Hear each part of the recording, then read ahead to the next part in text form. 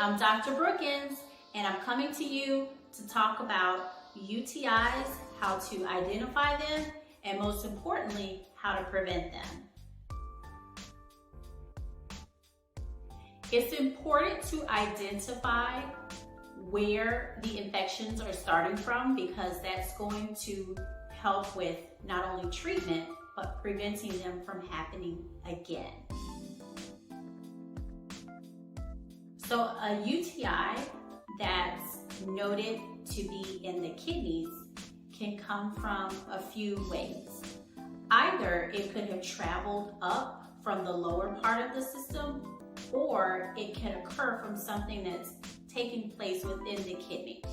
So that could be if there are kidney stones, if there is a cyst, or even if there are cancerous masses. Those are conditions that can create for an infectious environment. So next, after the kidneys, you have the ureters.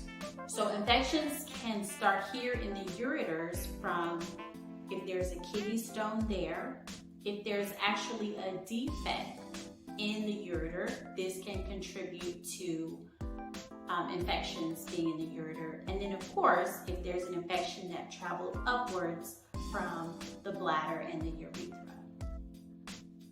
Also, if there have been any procedures to the ureters, this can increase the chances of an infection starting in the ureter.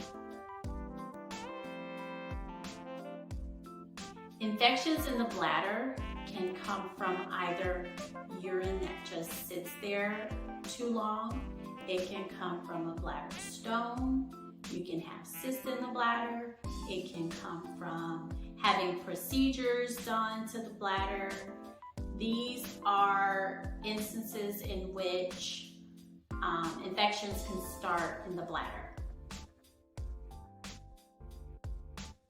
And then lastly, you have your urethra. So the urethra can be a site for infection if there is any surgical procedures that take place there, as well as hygiene. And more commonly, females can tend to have infections that start in the urethra because their urethra is a lot shorter compared to a male urethra.